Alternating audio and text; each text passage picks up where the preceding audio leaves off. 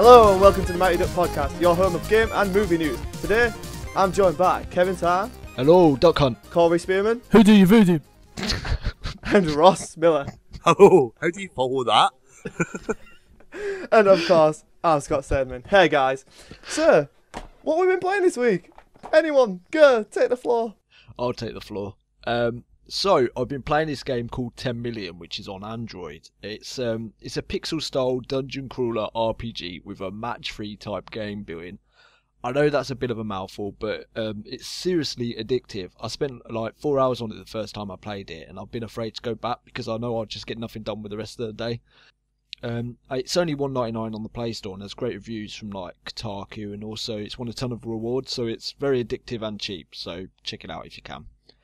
As for what I've been watching Agent Carter, which has just ended its first season, and I'm really sad over that. I love the whole 40s, 50s aesthetic of it, and in my humble opinion, it's the best Marvel TV show out there at the moment. Cool, Fair enough. cool. Yeah, What about you, Corey? Yeah, I've been playing The Walking Dead because I'm doing a Let's Play series in that. Been streaming a bit of Call of Duty, even though I'm Advanced Warfare, even though I'm rubbish at it. Terrible game. But it is definitely a terrible game. But yeah, what else have I been playing? A bit of FIFA and Bit of Resident Evil. and a bit of exactly you've been watching. Thank you, Scott. And a bit of whatever, Kev. No one cares about you. And a bit of Resident Evil remake. Yeah, and what have I been watching? Me and Haley have just started watching Vampire Diaries again. Yeah, I'm playing Football Manager at the same time, to be honest. And just watched Marvel's Agents of S.H.I.E.L.D. So yeah, that's me. Nice. What about you, Ross? Playing through Far Cry 4. A little bit behind on that one, but behind everyone else, should I say. But absolutely loving it. Myself and my wife are sitting down, playing through, taking outposts out. It's a great open world game.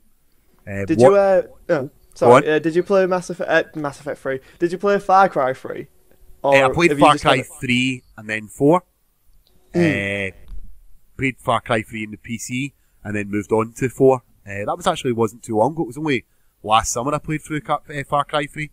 But it is a great open world game, though. I'm getting a bit sick of open world, aren't I? It's like every game at the moment is open world. I could do with just a story-based driven game, just to get a wee bit out next. So I don't know what I'll move on to next. I'm open to suggestions. Yeah, definitely. Well, actually, I'll be playing Ori this week. Sorry, Ori and the Blind Forest comes out this week, so I'll definitely be playing that. Watching, I've been catching up on Gotham. The American episode's not what's shown in Channel 5 yet. And that's about it. Is it Fortitude? What's that? The one with Christopher Eccleston in it? Yeah. Well, he wasn't in it for long. Spoilers. Oh, thanks. I haven't even watched it yet. That's the only reason to watch it gone. It's one of them ones where you get a name and a title, and you're like, how did you get a name and a title for that? You know? Yeah. In it for about 2 minutes. But no, it's worth a watch, and I tell you something, I very rarely watch something weekly now. So it's quite good to actually tune in weekly instead of binging it. Yeah, I binge. And watch it. I binge everything. Everything I watch, I binge. It's just, that's how I have to consume my content, it feels like nowadays. I normally binge, but it's like I've caught up with everything now. Like Game of Thrones, I'm going to have to watch that weekly. Hannibal, I'm going to have to watch that weekly. Agent Carter, when it starts again, I'm going to have to watch that weekly. If it starts again. What do you mean, if? I best start again. Hang on a minute, that's one thing. Why did Agent Carter only get 8 episodes and Marvel's Agents of S.H.I.E.L.D. got like 52? Because S.H.I.E.L.D.'s amazing. It's terrible. What? S.H.I.E.L.D. is amazing. You haven't watched Kev, season 2. Let's not start, mate. Seriously. Me and you are not on best of terms anyway. And you don't diss my TV shows. Alright, mate. Whatever floats your boat. Whatever floats your boat, alright. Speaking of binging, I watched Netflix's new Tina Fey comedy thing, that Unbreakable Kimmy Schmidt. It's only 13 episodes, but I actually really loved it. I thought it was pretty good, pretty funny. Does anyone know what I'm on about at all? I ain't got a clue. Not got a clue. You should watch it, it's on Netflix. If you have Netflix, watch it. So what's the basic premise? Well, there's like a cult thing, and then they're in a bunker for 15 years, and then they get found, and it's about one of the girls like making it in our time, sort of thing. And it's quirky comedy, but it's actually quite fun. It's very fun. Sounds interesting. What have I been playing? Monster Hunter. Oh god. Cool. How much are you on now? 300 and... No, I think I'm on 110. Oh, okay. That's not too bad. Not that much. Not bad. 110 Monster Hunters? No, hours. Oh, Ross, I love you. If only. So I watched Chappie at cinemas and I loved it, which is not really a surprise, is it? Let's face it. What was it? It's like 29% on Rotten Tomatoes, or even lower than that, and 7.2, I think, on IMDb. The disconnect between audience and critics is crazy. It's insane. Like, the disconnect between critics and audience response this time, I just don't understand it. Like, I loved it. And there's only like one weird little thing which happens at the start and then they never mention it again, and it's all weird, but that doesn't bring the experience down, because by the end of the film you don't remember that thing at the beginning happens, so it's like, okay then. Spoilers here, a minute, spoilers, but is it, because I think I read somewhere, is it something to do with interviews? Yes, that's exactly what it is. Yeah. Like, it's nothing major, it's just like they start off with interviews and then never mention that again. Sort of like District 9 did that though, didn't they? Yeah, but District 9 like mentioned it again towards the end. Like, it kind of wrapped itself up. Like, but with Chappie, it just ends and there's nothing to do with them talking about it. Like, I get what it is because of the movie, but it's just so irrelevant to have something at the start like that, go to back in time to which the movie is, and then just not mention it again. It just seems weird to me. No, I mean, if Leonardo DiCaprio was a robot, then maybe. Sounds good. Titanic 2 coming soon. There's already a Titanic 2. There is already a Titanic 2. How can there be a Titanic 2? Because they need to cash in. Just thinking. They raised it up and then it sunk again. Oh my god. No, and I think I just played some more Sniper Elite 3, so that was my week, guys. Cool. So let's get on to the download. The download. Metal Gear Solid 5 finally has a release date. Woohoo! Of September 1st. Woohoo! It's actually coming out Woohoo! this year. Woohoo! Corey's a bit excited for it, I think. I'm very excited. Very, very excited. Did you see the trailer? Oh, I've not. Is there a trailer out for it? Good. You've not seen the trailer? No, I've not seen it. Well, Oh, it's good. Oh, mate, it looks amazing. They do trailers, like movies, don't they? I remember the one for that, was it Ground Zeroes? The one they did for that? Yeah. That was pretty amazing. You know the thing about this game for me, I'm not usually into online. As we all know, I'm not very good at online, but this looks amazing. The online looks amazing. There's an online portion. Oh no, that's where you build the oil platform type things, don't you? Is that it? yeah, Mother Base. It's You're like building a up tower Mother defense Base. game. Yeah. There's a lot to it. You need to watch the trailer and get deep into it, but it looks amazing, and I could not wait to buy this game day one. Corey, I'm putting it down. Yes, Scott, go. Hit me you up. know you're going to be running that dog in online. you It's know- so cute. You It's know just- it. You know It's full just well. so adorable. You don't want to shoot that. You just don't. But yeah, and as well as it being coming out September 1st, which is the same release date as Mad Max, which is definitely going to get delayed or something. 100% getting delayed. Yeah, there's not been anything out about that game, has there? I suppose E3 Exactly. will have something on it, but And going up against Metal Gear Solid 5 is just suicide at this point. Exactly. I As agree much as it could be a 100%. great game, I mean, Avalanche are a great studio to develop Just Cause, obviously, and everyone loves Just Cause, so Mad Max would probably be great, but you've got a titan of the gaming industry coming out on your same day. You're just not. did I read correctly that Kiefer Sutherland, even though Kiefer Sutherland's doing the voice of Snake, that he's not really in it that much? He don't do much speaking. Yeah, Snake's going to be pretty silent throughout it, according to Kojima. Yeah, and also, according to Kojima, this is his last Metal Gear game. He says that every time. I call Exactly. bullshit.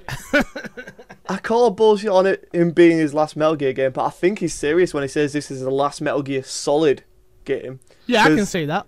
Yeah, that makes more sense. We're at 5 and we've gone back in time. This is Big Boss's Big Boss, yeah. thing. It fits everything in order because he only made 4 to fit something in, and obviously 4 is the end of the Metal Gear Solid story. Yeah. So this could be it. Can I just admit something that Corey's going to hate me for as well? I've never ever played a Metal Gear game. For goodness sake, Kev. I've What never... is wrong with you? Did you own a PS1? Yeah. Then what was you I was doing playing with your GTA, life? I think. That's what I was playing. Oh, I'm No, done. Crash I'm just gonna. Bandicoot GTA. I'm just getting out of it. Wait a minute. Yeah, I remember buying a game so that I could get a 30-minute Metal Gear Solid demo. Yes, I did the same thing. What game was it? it? I can't remember. No, not can I. Oh my goodness. It was Silent Hill. No. It was Silent Hill, wasn't was it? it Well, that's one to Google, isn't it? You know that. That's one to. Yeah, I can't remember where it was, but yeah, Ross, I'm with you. I definitely remember buying. Or actually, I'm a liar. I remember my mum buying it for me. Yeah, same. But yeah, Kev, you've. Oh goodness gracious me, I feel sick. Just let me not talk for a sec. All right. So I'll talk while Corey shut up for once. But yeah, it's I don't think he's done with the franchise at this point, but I do think Metal Gear Solid is done, because they can always do another Metal Gear game like Metal Gear Rising or just another Metal Gear game. So yeah, it's a shame, but we're finally going to get one of the best games this year coming out on September 1st, which is awesome. But they've also announced the collector's edition, which is £100. And it's exclusive to game in the UK. To be fair, £100 ain't that expensive nowadays. Now I'm with you on this, Kev. £100 is my max for collector's edition, apart from Bioshock Infinite, which was £110. I'm sorry, £10 over. I had to. My songbird is beautiful, and she's still right next to me. But yeah, there's just something about the game industry at the moment which is really annoying me with collector's editions and games specifically in the UK, because as soon as game get an exclusive, that price jumps up. Yeah. Freaking Destiny, £150 for a little toy shell thing. And you do know there's an option not to buy these. I mean, I've never ever brought a collector's editions because it just ends up as tat that you just because you're not human. It's just tat that sits there and gathers dust. I disagree, but I also see your point. Yeah, no, I see his point definitely. I have Resident Evil collector's editions. I own them. And we all know how much that cost. The Resident Evil 6 one, which is the worst game on earth. Yeah, see, I just didn't buy that. I saw it being a game exclusive, and I was just like, oh, for fuck. I had paying 80, 90 quid for that. It just was not worth it. It had to be done, sorry. I got my steelbook of it. I was happy. Yeah, no, I'm with you, Scott. The price is at my max. £100 for something that I love is something I'm willing to pay. Yeah. But I do agree with Kev as well that it does just sit on a shelf and gather dust. For me, I'm lucky because I'm always on camera, so you can sort of see it. But other than that, it's just like, it's annoying. But yeah, Especially when, like, it just seems to me that the half-assing them now. It's like, you get this nice statue and some DLC. Yeah. Like, okay. Yeah, but it's not exclusive DLC either. It's exactly. just DLC that you're getting. Do you know what I mean? Ross, where do you stand on this anyway? I've never really bought anything too expensive. I've bought versions of games with extra parts in it. You know, you buy a game that's got the season pass, or like Alien Isolation not too long ago came with a steelbook and came with the 2 Ripley missions. That's it. Real Ripley, not fake Dr. Ripley. Yeah. And so that was alright, but I've never bought...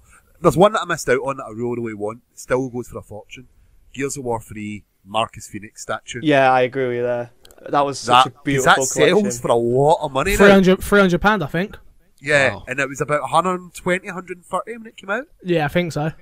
So there was the limited edition, that and the Destiny Ghost, the Ghost Shell. I would have got that.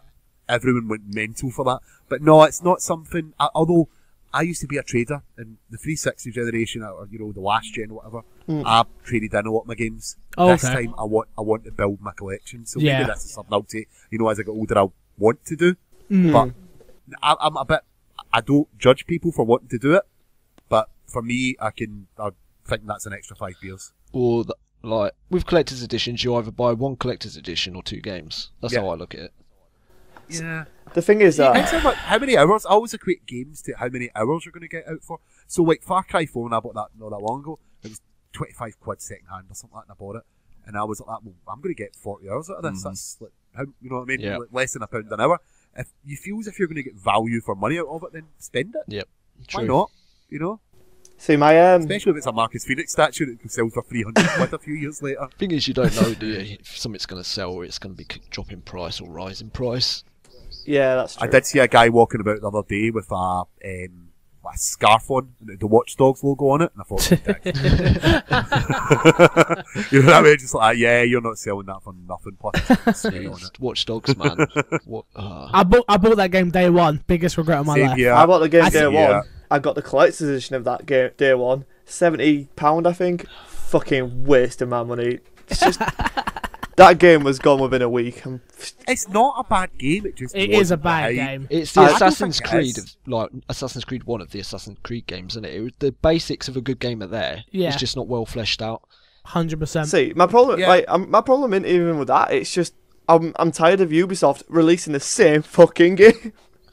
Yeah. I was burnt out at that point. I was just like, this is nothing new. Okay, I'm a boring character in a cool world, pressing the button, got to climb up a spire. Oh, look, I have to use a camera to go there. Oh, look, now I can go and do more stuff in this city. It's what Ross said, though, isn't it? It's free worlds, bloody... Too much of it. Too much free world. And you know what? Free world this year, right? You know, we've got... So Dying Light's just came out. You've got Metal Gear Solid, which is a bit of an open world type idea. Another Assassin's Creed, probably another Far Cry by the end of the year. Well, please make it dinosaurs. Oh god, yes, I agree with that. That would be good. But you know, how many open world games is there now? Well, Just Cause 3 is, Witcher 3 is, Batman, The Division. Batman Arkham Knight. Division. Who thought we'd be complaining about open worlds? And because I remember when the big complaints were they were all too linear, and now everything seems to be going I'll tell you open why. world. GTA, yeah. I agree 100% with what Ross is about to say. Guaranteed. Yeah. Go, Ross. They done it perfect, and no one else can really live up to it so far. Except Saints Row. Yep. Nope. Do you want to drop the mic, Ross? I love saying. I love. What? Sorry. Do you want to drop the mic? No, I agree. I agree 100% with Ross here. GTA 5 is perfect. I feel like that's a living, breathing world. If I leave my controller sitting there, a car can still come around and kill me. And I just don't feel like any other game has yet captured that. Do you know why that is, though? That's because they took the time to do all the details in the game. I remember I was sat in my car once eating something like in real life, and I was just sat in my car in the game, and I was just sitting there eating, watching the screen, and this woman walked up to a bridge and just jumped off the bridge. I was like, this is detail. This is what GTA is all about. This is what makes it perfect. It makes it a living world. Do you know what I mean? Yeah, I agree. Yeah, because that happens every day in the real world. It does. Someone jumps off a bridge. It does happen in the real world, though. Well, I know, but the morbid fact.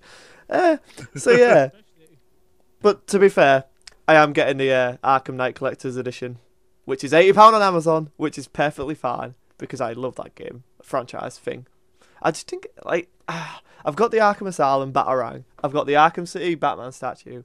I need just this one to finish off the trilogy and have nice statues of Batman that can gather dust.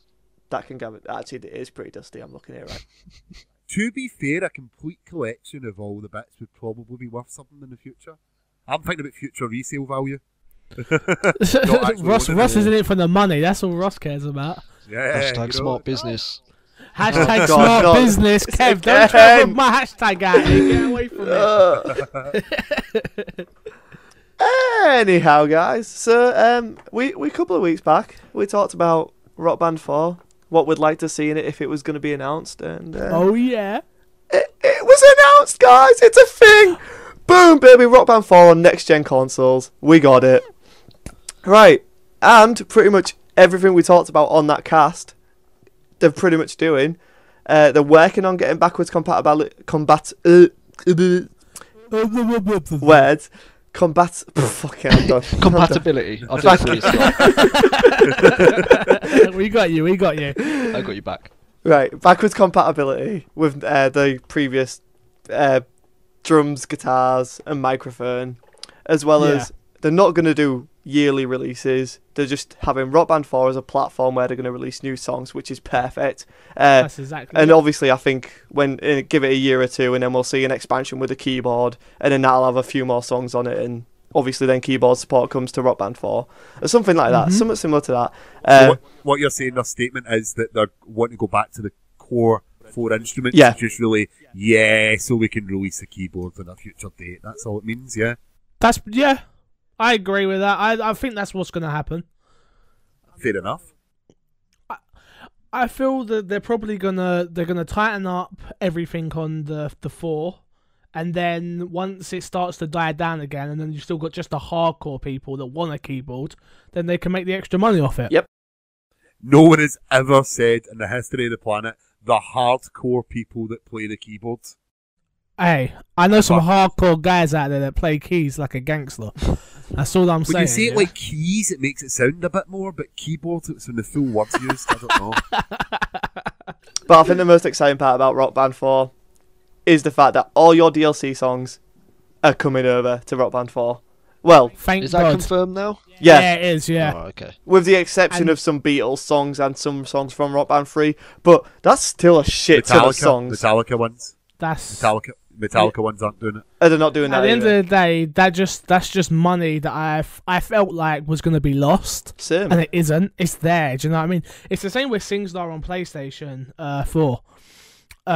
That all come over. All them songs came over as well, and I just felt happy about that. I feel like I'm not getting robbed, and it makes me want to put more money into the game, if that makes sense. Oh, I mean, imagine them just be like, oh no, the songs that you got on Xbox 360, they're staying on Xbox 360, and then releasing the same songs. No one would buy them again. It's like, what? No, I already paid for these songs, and you try. And it obviously, Harmonix know the audience. They're not gonna fuck over fans like they are. They're just like, look. We know we made a mistake in the past by this yearly releases. We know you want a Rock Band 4. We're going back to the core. Here's your songs you've bought. We're trying to work with Sony and Microsoft to get your instruments back. But we've got new instruments that are probably going to be better because the technology is advanced. And you're just going to have to pay for an adapter to use your old instruments. That's probably going to happen. That is probably going to happen. But there's no way around that because the wireless protocols are different. You can't just be like... What about wired? Because a lot of the instruments are wired, aren't they? They maybe can do something with that. That's probably what they're looking into. If anything, like just bring a lead with it. Is Xbox USB 3 and Xbox 360 USB 2? Yeah. But they're backwards compatible, aren't they? Yes. Alright, okay, yeah. Just checking. Anyway, that was just a quick update on Rock Band 4, guys. And now, Kev, something interesting you want to talk about. Yeah, so, the future's here, guys. Did you know? I'm talking about VR, of course, and whether it be Morpheus, Oculus, or Steam VR, we are undoubtedly entering the VR era. Last week we had GDC, and Valve announced their new headset called Steam VR, and from what I'm reading and hearing, it's like the pick of the crop of all the VR headsets. So I just want to get your thoughts and feelings about VR, and if it's just another novelty, or you think it's actually the future of gaming. I think it's going to catch on, but personally, I love the concept of VR, right? Do not get me wrong. I love the idea of it. But for me, it just seems so, like, especially with all this, like, you're going to have a running treadmill thing in your room and stuff. It seems ridiculous. like it's so much busy work. It's for full immersion. It just seems like it's too much stuff. I mean, it's great if you want to do that, and it'll be great in shots. But you're not going to be wanting to be running around for 6 hours on your feet playing the next Battlefield. I think VR is going to be based around the sitting experience more than it is the moving experience, like car games, just experiences like sitting in theatres or being at a football stadium. I think a lot of it is geared towards outside the game industry, where it's going to like make its most impact. VR movies would be very interesting, like when people start finally catching on to that. Yeah, there's so much you can do with it in like a 3D space. Exactly, and I guess games like teaching games and stuff like Minecraft could work really well in 3D, like in VR. Sorry, not 3D. I feel like games where you have an opportunity to explore is what VR is for, if that makes sense. Yeah, I know what you mean. Yeah, but apart from it's just something that if I try it, it's cool. If I don't ever use it, I'm not going to be too bothered. Has anybody here actually used it? Because I have. Yeah, I've used it as well. I've used Oculus. Oh, Ross, what did you get to use? I used Oculus for Alien Isolation. Was it DK1 or DK2? DK2. Right, okay. Last year. To be fair, if it wasn't Alien Isolation, I'd have probably enjoyed it more because I was that scared. Yeah. But it was really, really interesting because after playing Alien Isolation, after doing it, it did add to the experience. it's not only the visuals, but it's the way that the sound setup is as well. Because you do get that feeling of 3D sounding about you. I don't know, Corey, what you used. Was it the Oculus? Or? Yeah, I used the Oculus DK2 as well at Comic-Con last year. Yeah, what did you think? I liked it. I just don't see it in my bedroom. I don't. That's the only problem. Yeah. It's that I go to a lot of events and Comic-Con, EGX, whatever it is, and I go there, use it, enjoy it for the 5 minutes or whatever it is I get to use it for, and then I'm off. And I feel motion sickness is going to play a key part in it. Apparently, Oculus VR, not Oculus VR, sorry, Steam VR, has addressed that by upping the hertz, so it's 90 hertz now, which 90 frames per second, and it's also they've done the screen so there's I can't remember what they said exactly, but I think there's like pixels between the pixels which stops motion sickness when you're moving your head, so you don't get that blurry feeling inside it. That's cool. Right, that's just cool. Try it with Mirror's Edge. If anyone tries it with Mirror's Edge, they will be sick. The only thing I'm worried about for things like Morpheus, obviously that's Sony's, is the fact that they are going to be very game centric, and we all know how Move turned out. And I just feel like it could be something they try. It didn't work. They've already got people's money, so see you later. Apparently there was a game at GDC that Sony was showing off for Morpheus, was like this shootout game, and like all the interviews I've seen about it, they said the game is fantastic because you use the Move controllers with the camera with it as well. And one of the Move controllers is your gun, and one of the Move controllers is your like other hand. And when you reload your gun, you have to hold your gun up, and then with the other hand, tap the bottom of the gun, and it's like actually picking up a clip and loading it into the gun. Well, I'm immediately out on that. And also, yeah, they said also when you're at the start of that game, you're in this room with this person staring at you, and if you're staring at him, he says, "Don't look at me in the eye." And if you start looking away and looking at exits and stuff, he actually picks up that you're looking at the exits, and like his dialogue changes depending on what you're looking at. That's cool. So yeah, so it really immerses you in that like experience. Again, knowing that all these things I've been to is it's all well and good at working in this confined area though. That's the only thing I've got for it. It's like it's prepped for this area, if that makes sense. Yeah.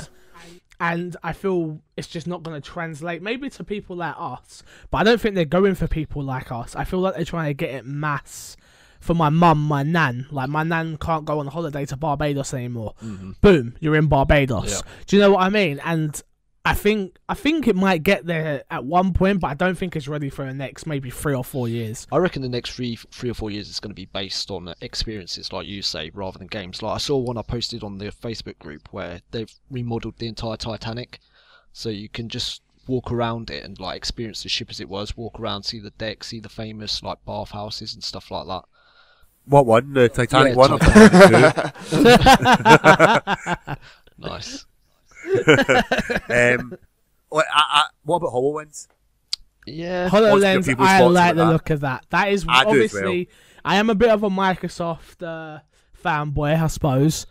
But I do like this. I've watched a lot of interviews and stuff about that, and that seems to be where I'm heading. It's Yeah, a different experience though, isn't it? Yeah, no, it is definitely. Yeah, I think it's augmented rather than virtual. Yeah. I'm with Corey on this. Add to the world rather than replace it, or replicate. I'm with Corey on this because ARG is so much easier to pull off.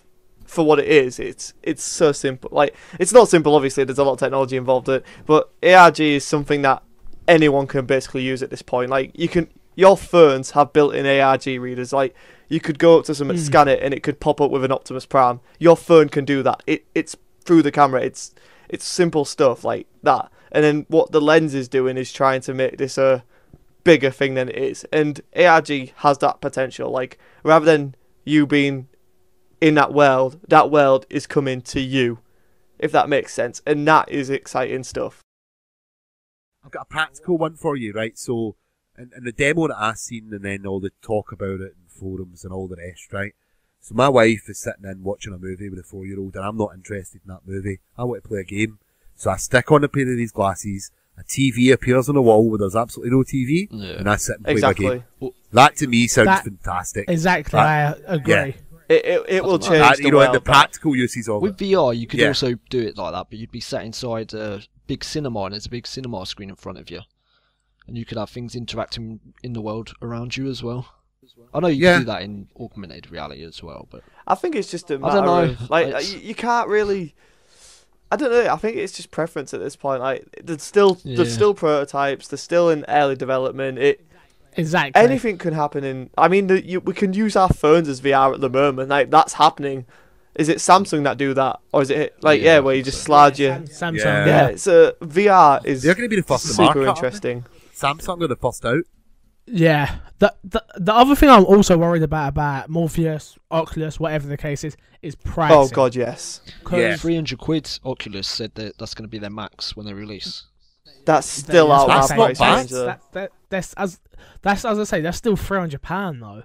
I'm willing to pay that. I'm willing to pay that plus a gaming PC, because that's where I stand on this, is gaming really. Or you need a decent PC for the experiences of what you want. Wait a minute, Corey, I've got a prediction here, right? Hit me up. As a Microsoft man, I think this year, they've got the HoloLens coming up, but I think Oculus, Microsoft, boom, together. You think that would be crazy, because Steam VR is with PC, Morpheus is with PlayStation. Oh my god, dude! So. That would be amazing, but I think you're. Yeah, it would be a huge get for Microsoft, but Oculus, I think they've come from being crowdfunded and you know. Yeah, but they also sold to Facebook. Yeah. Like, do you think they give a crap about crowdfunding? We all know how Kickstarter works. We get robbed, and we just. Well, like you said, Facebook owned them. So why would Microsoft? No, I'm pretty happy in my Thunderbirds board game that I invested into. Kickstarter. I never really. Well, whatever you think of VR, it's definitely a game changer, isn't it, Ross? A game changer. I like that. That's a proper Kev way. That's a Kev way. Yeah, so there is a new segment on the podcast called Game Changer, so that you, the listener, talk about your favourite game for 3 minutes. And this week we have Joseph McCormick talking about his favourite game. And just to say, the music is by Pop Sky and it's called Floppy Quill. Hiya pals, how's everybody doing? My name is Joe and this is Game Changer. This is where I'm supposed to ramble at you for 3 minutes about my favourite game of all time and you can't interrupt me. This is going to be fun. Now just to forewarn you, I'm recording all this in one sitting. I'm not listening back to it, I'm just sending it in. So I could drift off on a tangent and not come back. Just go with it because I'll forget and it'll be over soon. Anyway, now we all know the PlayStation 1 was known for so many, for thousands, literally thousands of fantastic games. But for me, the pinnacle was not Metal Gear Solid, it was not Final Fantasy 7, it was not FIFA 95, it was Grandia, which was a JRPG that wasn't released over here until 2000, but was first released on Sega Saturn in 1997. It was made by Game Arts. I'm not going to story too much. Right? Just the basic premise of it is that the main character, Justin, is a 14-year-old boy who wants to be an adventurer like his dad, so he goes on adventures. Now for me, after seeing so many, being a fan of JRPGs, I just found that so refreshing. That someone was actually wanting to do this adventure. He was wanting to travel the world. He wasn't put upon. He wasn't some angsty teenager. He went out searching for it, and that was a different thing to other games that came out back then. If you look at your Final Fantasy 7 and 8, well, they had like a really harsh upbringing, or they had something that wasn't quite right, and these adventures were forced on them, as opposed to Justin, who went out looking for it. And I think that's what I liked about it more than anything else, is that the game is like so comfy. It's got such a nice warmth to it. Like the soundtrack is perfect.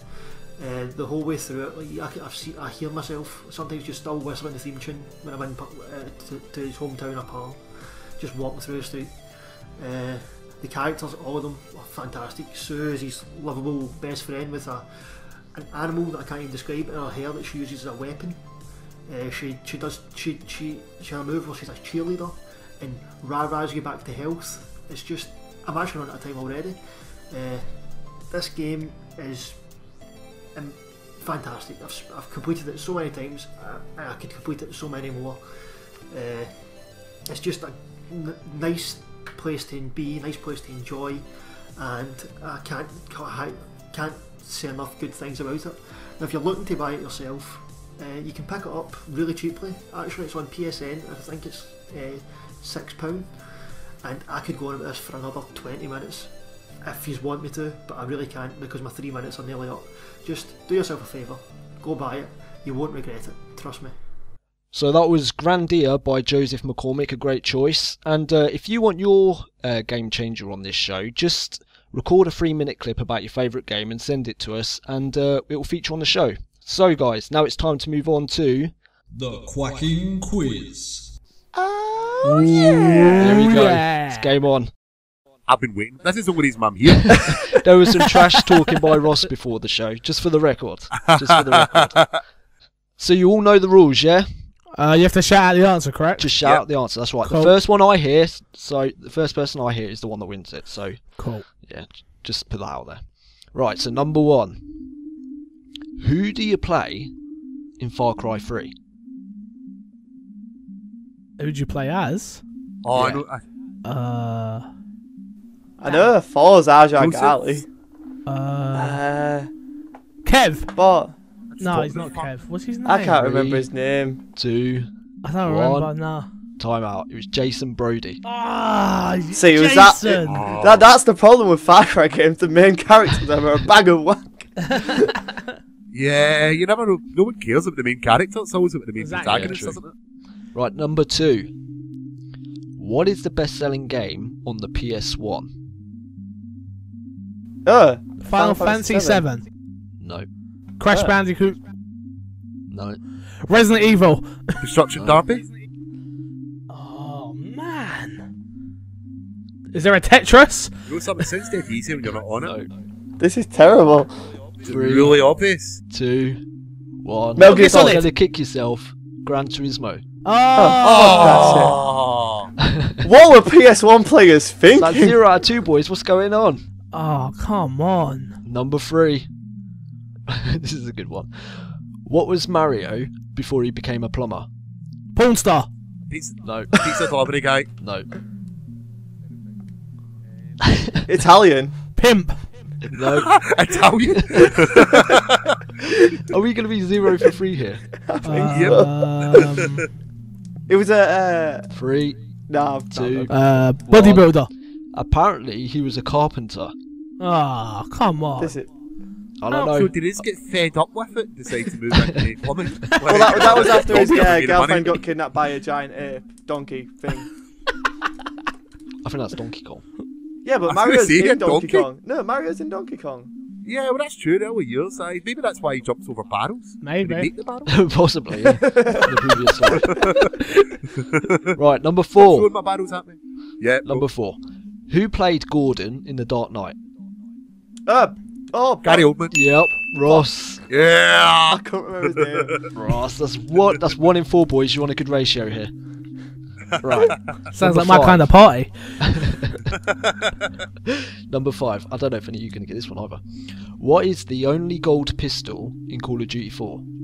Desert Eagle. Yeah, Scott. I didn't know that. Damn it. That's 1-1. Still in this, Corey.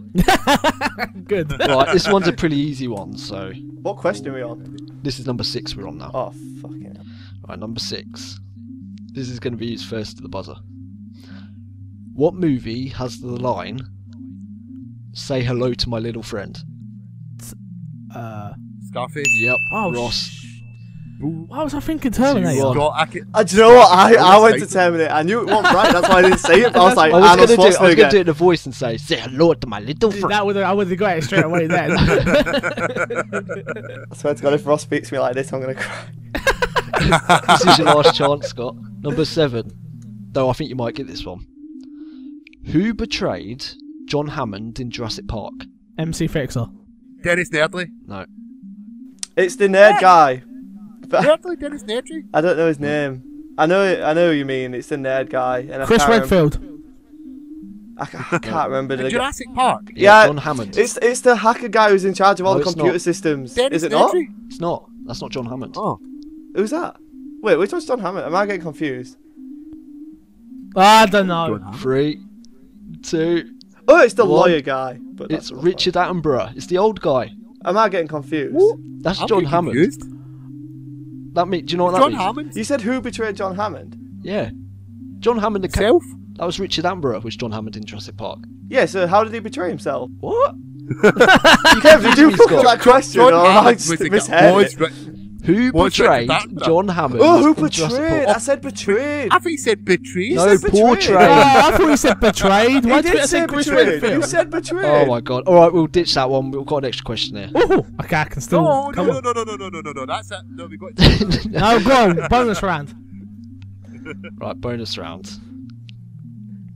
Number 8. Oh no, I can't do this one though, because we talked about this earlier. Hit me up with it. I can win that. Who is voicing Snake in Metal Gear Solid 5? David Gayer. What? It's Kiefer Sutherland. Yeah, I know. David But Hayter Ross was won it the anyway. thing one. It's going to Ross. Yeah, Ross. Yeah, we you give won. us that. You won like a piece of shit. That was... Yeah. So is that what you win? A piece of shit? Yes. You actually just win Not the what title expected. MVD. But someone has actually beat Scott for the Yeah. first time ever. It's not really a victory, is I it? will never be on the podcast again, so I can walk away with my title intact. It's not really. How do you feel, Scott? No longer MVD. It had to end at some point, and Yep. that Looks was like you're a Virginia. terrible set of questions. Wow. You do, Wow. I say you've not only have you let yourself down, but you've let England down. Ah, Oh. Scott, you killed us. I just realised... Corey, what are you on about? Corey, you were in this quiz. You could have fucking helped. You didn't We get a all single know question. I'm here to scream words that no one understands. Yeah, That's that's true. why I'm here. That's true. It's alright, I'm going to get us out of here. So, on to the movie news. So, Independence Day 2 has had a few of its leading actors announced. They're returning Saviour of the Earth, Jeff Goldblum, and new additions Liam Hemsworth and Jesse Usher. Now, I know not many people will be excited for this movie, but it honestly holds a special place in my heart because I must have watched it like over 500 times, and it actually got to the point where I could have it on when I was going to sleep and like just listen to it and I could picture the whole movie in my head. But anyway, the reason I bring this up is because Independence Day 2 is one of the films that made me fall in love with movies in general. I remember as a kid just like watching it and being blown away by the special effects and the overall story. So my question to you guys is, are you looking forward to an Independence Day sequel without Will Smith? And also, what movie made you fall in love with cinema? And that question's going to Ross first. Let's see what Ross has got to say. Oh, yes, Independence Day feels as if it could go on to... I don't know if I'd go for the same type of movie, like the big destruction, don't really see the enemies to the end. It could be something more intimate. I don't know. Yeah. I don't know how they're going to go with it. Do you really want another They're Back type movie, you know, and just going over I the do. same It's been things, 20 or- years. I think it's time. Is it 20 years? Yeah, 20 years. You make me feel old. And you've also seen it 500 times? Yeah. I used to put it Right, on so- like when I was going to bed every night from the ages like 16 to 18. Used to be my going to sleep movie. I used to do that with a Radiohead album, but that's for something entirely different.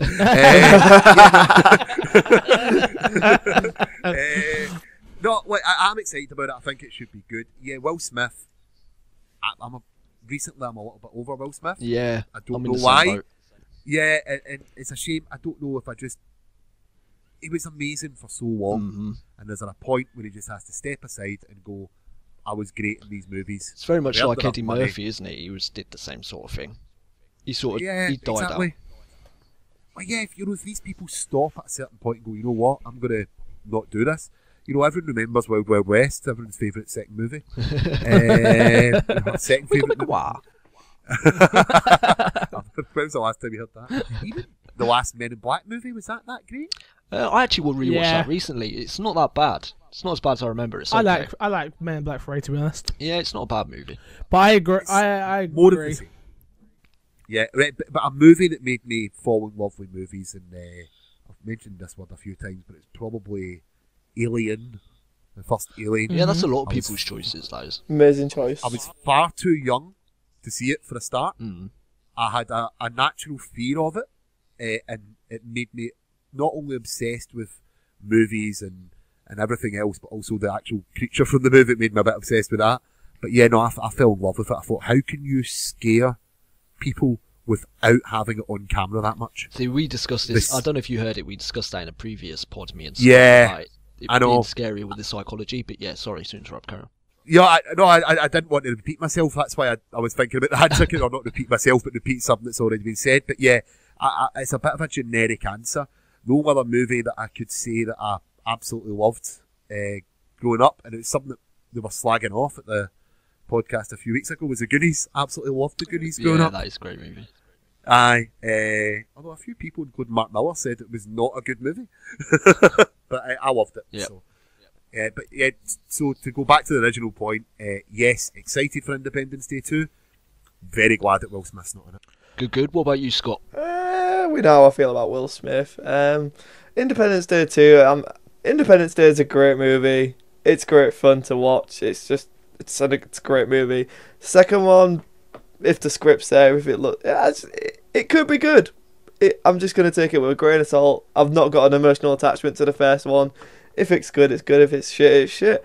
As far as movies that was all oh, it's so good. Alien is definitely one of them. Because I saw it when I was 6 at my cousin's house, which that's appropriate. They had it on TV, and I'd never fully watched Alien until about when I was about 11. But the first time I watched Alien, it was the dinner table scene, the breakfast table where they're all having breakfast, and then the chest burster pops out. That was my introduction to Alien. So, last time you've ever ate breakfast? Pretty much, yeah. No, I actually really enjoyed it. I was really fascinated because I'm obviously fascinated in all that paranormal stuff. So I actually thought it was real. Being 6. I thought the alien was real. No, the fact that something. Okay. Yeah, I did. Whoa! You're saying it's not? What? But yeah, no, Aliens obviously one that made me fall in love with film. But there's other stuff not recently, Avengers made me love film, District 9 made me love film, Toy Story, Lion King, freaking Now You See Me, which a lot of people underrate, but I actually really like Now You See Me because it's clever. That's a good movie. There's just so much to Now You See Me that I really like, and that makes me like film. Stuff with an ensemble cast is what makes me love film, I think. Movies where it's all alone, Phone Booth and stuff like that, not great. But when you have a Mission Impossible where it's a team, they're up against the odds, and then it's pulled off correctly, with a nice cinematography, and it all works together. The story comes together, the score comes together, and everything comes together. That's when I love a film. That's why I like Alien, because it starts off like that, and then it just goes into this massive character development, but it all pushes together. Your feelings with Ripley, you're like, come on Ripley, you can do this, you can make it out, you're a tough... back in that day, you didn't have many female leads, so that's why I come back to Alien as one of those inspirations. It's just, it did so many things different, and it's amazing. So what about you, Corey? Kev, now you're gonna hate me. I don't actually think I've seen Independence Day. I don't think I've ever seen it. Excuse me while I die in silence. I'm not really the biggest movie guy, to be honest. I have to get convinced to watch films. I watch films very late. Someone will say, you should watch this is amazing, and I won't watch it for that reason. I'll wait a year until I watch that. I suppose so, if that's what you want to call me. But to Scott's point, films, sad enough that you might think, why this film? But films that really resonated with me for some reason was Mulan. Anyone remember Mulan? That's a Disney film. Yeah. Mulan, yeah. For some reason, I don't know why, I used to watch that film constantly. I had it on VCR, used to watch that before I went to bed, and I used to watch that until I was maybe about 15. Literally religiously. I don't know why. Don't ask me why. But I love that film. Yeah. Don't worry, I'm not going to ask you why. Don't worry about Mulan 2. That one's not so good. Yeah. There's a sequel. Yeah. Obviously, I've got them both. But, there's a sequel to a lot of Disney films that a lot of people are shocked to find out they actually have sequels, because it's just they came out on DVD and no one ever cared about them. Excuse me. I cared about Mulan 2. I don't know what you're talking about, Scott. Did I say Mulan 2? No, I did not. Oh, okay. We're gonna go there. Can I just ask? Was it called More Mulan? No, it was called Mulan 2. It should be called More Mulan, because that's a much better. More Mulan. But that I remember watching Mission Impossible 3. Loved that film, and really I only just started falling in love with films again after Avengers and Guardians of the Galaxy. They're the two films that really now started getting me. Captain America as well, Captain America 2. I hadn't seen Iron Man until Avengers. Whenever Avengers 2012 got announced. Announced. When did it get announced? So 2011, we say. No, it was announced before then. It was like Okay, 2/9. well that's 2/10. okay. That's when I started watching Iron Man, Captain America, like all them films. I knew they come out. I just didn't care. And it's the same with films like Independence Day. Everyone's like, oh, you've got to watch this film. Sixth Sense. You've got to watch this film. No thanks. I'll get round to it. I'm playing games. I just want to give an honorary mention to a couple of mine, like Jurassic Park was one Obviously. that made me fall in love with movies. Catch Me If You Can. That's another one that sparked my interest in films again. I love that movie. What else is there? I think that's about it off the top of my head. But yeah, all great movies. But anyway, so moving on. Scott, I think you've got a bit of news in there. Oh yeah, so this interesting little piece of news came out really recently. James Gunn said that Marvel, as in terms of the movie side, aren't going to be at Comic-Con this year. Now, this is a big deal because they normally announce movies and casting and etc. and show sneak peeks at Comic-Con, which are exclusive to Comic-Con, which is a main draw to why people go to Comic-Con. DC do it with their movies. They showed off Batman vs Superman. They announced Batman vs Superman at Comic-Con. So it's just so bizarre. And James Gunn is adamant that he's like, oh no, I'm not lying to fans. This is, I don't think they're going to do it. Or he's not saying he don't think they're going to do it. He's like, no, they're not going to do it. And obviously we haven't had a confirmation that they're not going, but I kind of believe James Gunn when he says that they're not going, because obviously he's part of the Marvel Studios brand. He knows what's going on there. And it's just a very interesting, weird thing to do. I mean, you've got Age of Ultron coming out this year. You've got Ant-Man coming out this year. I mean, is it because you don't really want to put Ant-Man forward? Where did this news come from? There was James Gunn said that they're not going to be at Comic-Con this year, and he's just reaffirmed it. There's an article on Screen Rant about it, and obviously I think Collider's picked it up. Is it Collider? Did he say he's not going to be? No, he said Marvel Studios. Like, as in, the movie division isn't. Well, he said Marvel. But, of course, Marvel's comics are going to be at Comic-Con or else. It's a strange move, that. It is. Do you think so, though? I don't think so. They just announced everything. They don't need... Without being rude to Comic-Con people, and I'm a Comic-Con person myself, they don't need us. They know full well they've got my money already. So, there's no need to re-tease Age of Ultron, sorry. Well, Age of Ultron will be out by then. It's just Ant-Man. Okay, sorry, but Ant-Man. I just think they can't do wrong. So I reckon I'm gonna go see it. I don't know anything about Ant-Man, and I'm gonna go see it. Maybe the tickets for Comic-Con are going to be the biggest loser, aren't they? Because maybe 100%. 100%. I mean, they've still got DC.